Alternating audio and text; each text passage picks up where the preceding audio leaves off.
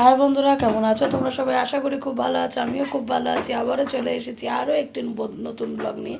তোমরা দেখছো রিয়ান্স কিচেন আর আমি রোনা। তো এই হচ্ছে আমি রেডি হয়ে গেছি সকাল সকাল। এখন হচ্ছে অনেকটাই সকাল, এখন ভোর 5টা বাজে। তো আমরা যাচ্ছি কোথায় সেটা জানতে হলে পুরো ব্লগটা দেখতে হবে।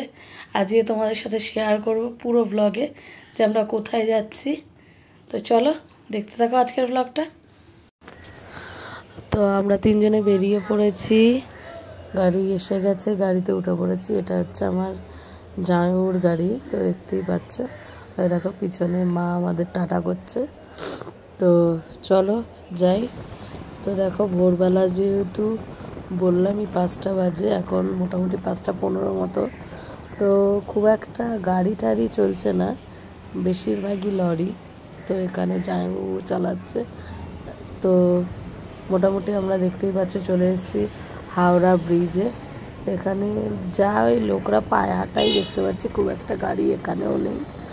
তো দেখি হাওড়া স্টেশনের কি অবস্থা, ওখানে কীরকম লোকজনের ভিড় আছে।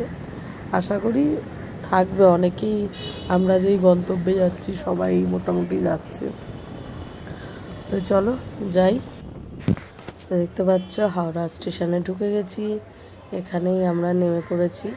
কারণ এত পরপর গাড়ি দাঁড়িয়ে আছে যে আর এগোনোর জায়গা পেলাম না। তো এখন আমরা তিনজনে যাচ্ছি হাওড়া স্টেশনের নতুন নতুন যেটা হয়েছে সেদিকটায়।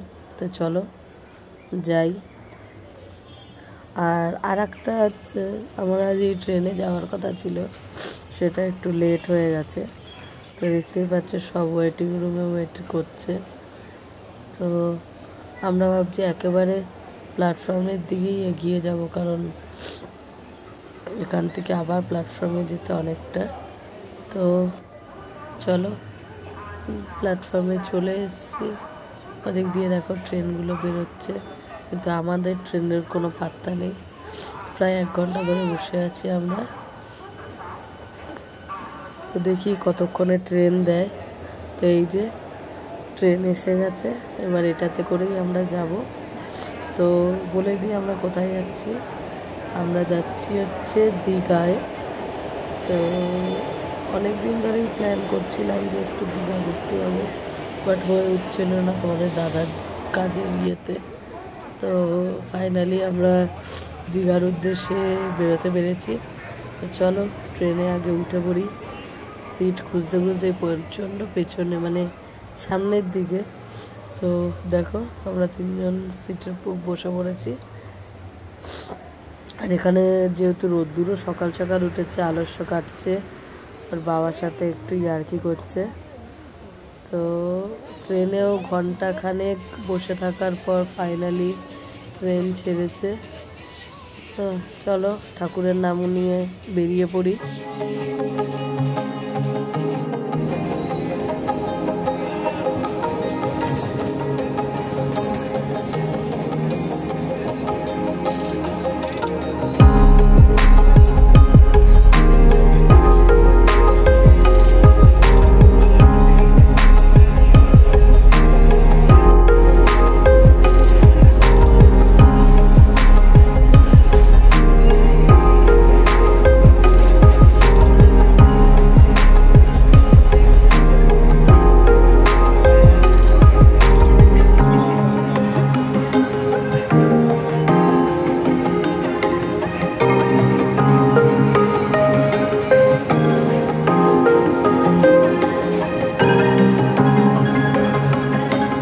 তো এখানে দেখো রোদ্দুর কি করছে। রোদ্দুর পিছনের সিটে বসা আঙ্কেলের সাথে, মানে দাদার সাথে, রোদ্দুরের এক ভালো দাদার সাথে কথা বলছে।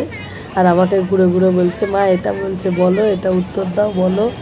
মানে ওর যেগুলো বুঝতে পারছে না সেগুলো যেহেতু আমি বলি, তাই বলছে মা বলো। তো উনি অনেকক্ষণ ধরে ওর সাথে খেলছে, খুব ভালো লাগলো।